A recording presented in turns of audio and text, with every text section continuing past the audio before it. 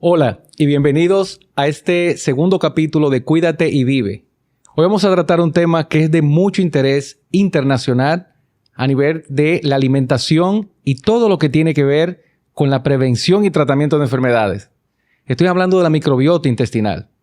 Los últimos 10 años se ha estado investigando con muy buenos resultados el tema de cómo funciona lo que hoy se denomina el segundo cerebro, que es el intestino. La microbiota intestinal juega un rol fundamental, señores, en prevenir enfermedades como el cáncer, la diabetes, la hipertensión, y esto va mucho más lejos. Tiene una estrecha relación con algo que se llama eje intestino-cerebro, así como lo escuchan. Y vamos a hablar en este capítulo desde cómo viene este tema relacionado al sistema inmunológico y cómo también desde que nacemos estamos influenciados por el cómo nos alimentamos, el ambiente en que nos criamos, el contacto con nuestras madres, la lactancia y, no menos importante, cómo nos desarrollamos a nivel de individuos sociales. Todo esto está influenciado por la microbiota intestinal. Así que espero que este capítulo llene sus expectativas.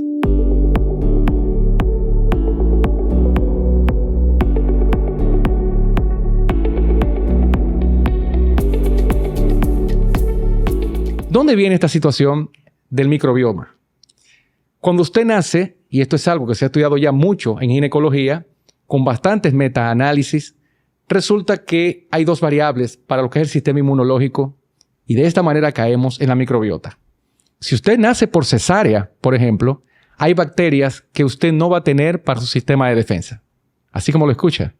Mientras que si usted nace por parto natural, va a tener todas las bacterias necesarias que le van a ayudar a enfrentar la vida inmunológicamente, tratando y evitando enfermedades. Esto es tanto así que muchas madres conscientes de esto hacen todo lo posible por traer sus bebés al mundo de manera natural. Ya hay técnicas. Muchos ginecólogos utilizan parte del fluido vaginal con gasas para colocar en el niño cuando nace, si es que éste tiene que venir por situaciones en una situación de cesárea. Desde ese punto, e incluso se habla a nivel de nutrigenómica, dígase, la alimentación que tiene la madre hacia el niño, cómo impacta la microbiota de su bebé. De ahí la importancia de que la madre se mantenga comiendo saludable durante el embarazo. Incluso se habla 6 meses antes de buscar bebé.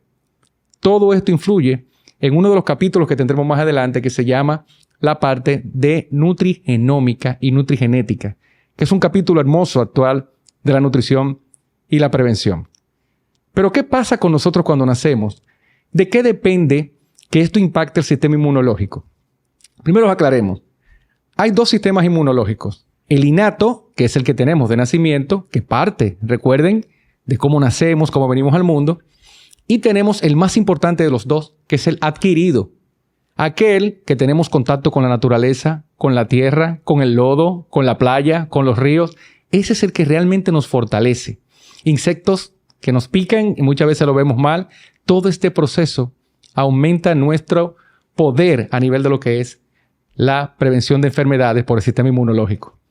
¿Qué hace que se tome tan en serio entonces ahora, Richard, el sistema inmunológico? Si esto se sabe hace tanto tiempo. ¿Y cómo influye esto en la microbiota intestinal? Pues el COVID-19 destapó la caja de Pandora que ahora hace que todo mundo esté consciente o tenga que tener conciencia de qué lleva a su boca, qué huele, con quiénes compartimos, porque está influenciado hasta por la alegría. Antes se pensaba que cuando usted consumía alimentos, simplemente era un tema de energía, macronutrientes, como consumir proteínas, consumir grasas o carbohidratos. Se conformaban esos 3 elementos. Se ignoraba por completo lo que eran la parte de minerales y vitaminas, lo que son los micronutrientes. Y son los actuales protagonistas, ya que son los micronutrientes los que le van a ayudar a usted a poder prevenir enfermedades, tener la capacidad de enfrentar las que ya tiene y, no menos importante, fortalecer su sistema inmunológico. No es de ahora, cuando no teníamos nada a mano para tratar las infecciones como el COVID-19, que se empezaron a usar herramientas a nivel de lo que son los suplementos, que se dividen ahora en dos con algo llamado medicina de precisión. Dígase, cuando usted consumía suplementos en el pasado, lo hacía al azar. Necesito un multivitamínico, necesito vitamina C, Pero realmente no había un estudio que usted se hiciera para saber si realmente, salvo raras excepciones, tenía deficiencia de la misma. ¿Qué ocurre ahora con la microbiota intestinal? Que todos esos microbios, macroscópicamente, no lo podíamos ver. Se necesita un microscopio especializado para poder ver la microbiota intestinal a nivel de intestino. Por ejemplo, a usted le hacían una endoscopía, procedimiento a nivel de gastroenterología para ver lo que era su intestino, y puede que en muchos estudios se vea normal. No es sino hasta que se hace revisiones por secuenciación, que así se llaman, donde empiezan a verse microscópicamente cómo trabajaban estas bacterias. ¿Y qué resulta? Y le pongo un ejemplo que quizá lo sorprenda. La dopamina y la serotonina son dos de los neurotransmisores más importantes, porque tienen que ver con la alegría, tienen que ver con la satisfacción. ¿Saben ustedes que el 70% de la dopamina y la serotonina se producen en el intestino? Y es la microbiota intestinal la culpable de esta producción como metabolito. Así como lo escuchan. Entonces, ¿cómo se transporta esto, Richard, a la microbiota intestinal? O a ese bosque de bacterias buenas que tenemos. Sencillo. Digamos que usted tiene acidez. Digamos que usted tiene gastritis o reflujo, que es esa sensación de desagradable, de ese ácido que muchas personas sienten en el esófago, en la garganta. Pues sepa que casualmente el que tiene esta situación está triste. ¿Cómo es posible? Sí, porque cuando usted tiene gastritis, cuando usted tiene reflujo, cuando tiene acidez, está produciendo menos dopamina y menos serotonina. Entonces, la buena noticia es que dependiendo cómo usted se alimente, puede mantener este bosque totalmente sano. Así que imagine esto. Digamos, por ejemplo, a propósito de muchas modas alimentarias que hay hoy día. Richard, si te preguntara ¿de qué se alimenta entonces la microbiota intestinal? Pues adivinen qué, de frutas y vegetales. Ese cliché que tenemos, quizá piensen ustedes en nutrición, consume frutas, consume vegetales. Ahora tiene una fuerza increíble. Ya que resulta que lo que envuelve el epitelio, así se llama, esas curvaturas que tenemos en nuestro intestino, se llama tejido epiteliar. Y encima de ese tejido epiteliar hay algo que se llama moco, así como el que tenemos en la nariz. Lo interesante de este mocus, dicho de la manera ya a nivel clínico, es que esas bacterias buenas se alimentan de ese moco. Ahora, ¿de qué depende de que no consuman toda esa capa que es importante porque es la que divide el intestino de las bacterias? Es que usted las alimente con algo de manera exógena. Y esos son las fibras de las frutas y de los vegetales. Principalmente, y tenemos una ventaja como un país tropical, las frutas de origen tropical, dígase mango, mandarinas, naranjas, guayaba, son las que principalmente alimentan, y no menos importante, ajíes morrones, apio, coliflor y coles de Bruselas. La mayoría de estos alimentos ayudan muchísimo con que esa fibra pueda ser consumida por estas bacterias. Pero ¿qué tan malo es, Richard, el que no consumamos estas cosas? Por ejemplo, ya hay enfermedades como cáncer de colon, enfermedad de Crohn, enfermedades, por ejemplo, de intolerancia alimentaria, como el celíaco, que están estrechamente relacionadas a bacterias que usted tiene alteradas de esa microbiota intestinal. Dígase, actualmente ya hay suplementación, ya hay antibióticos específicos para tratar esto. Un problema que está viendo ahora es algo que se llama SIBO, o síndrome de asa ciega, o lo que se llama también sobrecrecimiento bacteriano. Y una de las principales causas de esto es una alteración de su microbiota intestinal. Ahora bien, ¿cómo debemos alimentarnos para que éste esté mejor? ¿Y cómo la dañamos sin querer muchas veces, Richard? Bueno, existe algo que se llama disbiosis. ¿Qué es la disbiosis? La disbiosis no es más que cuando usted tiene un exceso de consumo de alcohol, cuando usted fuma, cuando usted consume alimentos proinflamatorios, como hamburguesas, carnes en mucha cantidad, harinas que son proinflamatorias. Esto va a provocar, así como también bollería y alimentos en bolsas de papel, un proceso proinflamatorio. Este proceso proinflamatorio, usted tiene la ventaja que puede durar 72 horas.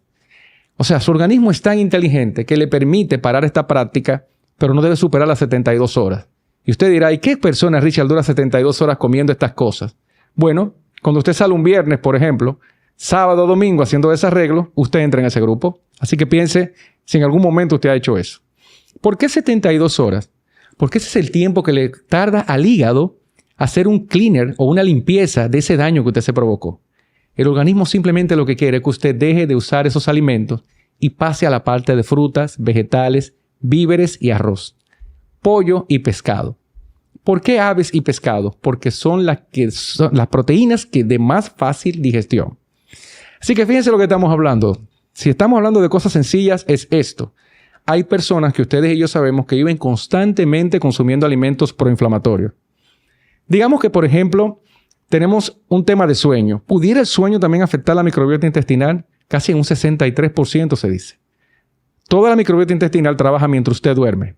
Por ello, esta técnica, avalada por la Universidad de Harvard, que ayuda a las personas que tienen problemas de sueño. Y se trata de algo que ustedes ya conocen, que es el fasting. Algo que regenera la microbiota intestinal en aquellas personas que tienen problemas de sueño es, por lo menos 2 veces a la semana, durar 16 horas sin comer nada.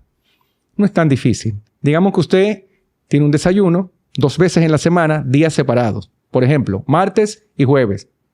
Digamos que usted desayuna. Un buen desayuno debe ser comida lo más natural posible. Víveres, huevos. Tiene un almuerzo. Si es posible, un caldo que tenga vegetales, que tenga víveres, que tenga pollo o pescado. Y usted va a desayunar al día siguiente. No vas a cenar, pero aprovecha las horas de sueño y ese tiempo hace que tu organismo cree lo que llamamos una apoptosis celular. Dígase, empieza a limpiar todas esas bacterias, todas esas células muertas y hace que usted haga una limpieza de 16 horas de su intestino y puede al otro día empezar ya a comer prácticamente normal. 2 veces por semana, varios metaanálisis lo han confirmado. Y es sumamente sencillo hacer esto. Si usted sufre de azúcar baja, puede tener una merienda a media tarde, saltar la cena y esperar el desayuno temprano en la mañana. Así como lo escucha, el fasting, eso que ahora está de moda, pero que si se hace de manera incorrecta, puede hacer el efecto contrario en su microbiota intestinal. ¿Qué otras cosas pueden ayudar al microbioma intestinal? Otra de las cosas que más ayudan es respetar las horas de descanso. Dígase, hay algo que se llama medicamento verde. Escuchen esto. Si usted dura 2 horas en el bosque caminando, en un parque, en un bosque, en un lugar donde haya plantas, para hacerle más sencillo, usted recibe por transferencia lo que se llama clorofila por transferencia. Aunque le parezca increíble, ya se está recetando a las personas con mucho estrés que tengan 2 horas verdes en la semana. Esto tiene un efecto inmediato, ya que el olor a clorofila, el contacto con las hojas verdes, tiene un efecto directo en la microbioma intestinal. Fíjense que estamos hablando de cosas no extraordinarias. Son cosas que hacíamos, que por el estilo de vida actual simplemente dejamos de hacer. Así que recuerde, 72 horas, no debes por favor durar todo ese tiempo consumiendo alcohol, consumiendo alimentos proinflamatorios y, otro dato importante, el bajo consumo de agua. Resulta que las fibras en sentido general, si no están en presencia de líquidos, no funcionan. Así que cuando usted consume fibra, digamos que usted consume, por ejemplo, una manzana, debería consumir 4 onzas de agua por cada fruta consumida. Esto permite que la digestión de las frutas haga que ese bolo en el intestino cree lo que se llama una adherencia de bacterias positivas. Muchas de las fibras que ustedes conocen, que son las que mejor funcionan, tienen la terminología FOS, que son los denominados frutos oligosacáridos, que usted lo ve en las etiquetas, sí, de los yogures. Y es por esto que usted ve que hay yogures prebióticos, yogures probióticos y yogures que van a tener una combinación que incluso pasa a la parte de suplementos que tienen ya lo que es una correspondencia de pre y probióticos en un mismo producto. ¿Por qué es importante mencionar esto? Porque en la actualidad ya hay laboratorios, escuchen esto, clínicos produciendo probióticos en pastillas, en polvo, para tratar enfermedades de la microbioma intestinal. ¿Para qué se usa uno o el otro, Richard? Estás hablando de prebióticos y probióticos.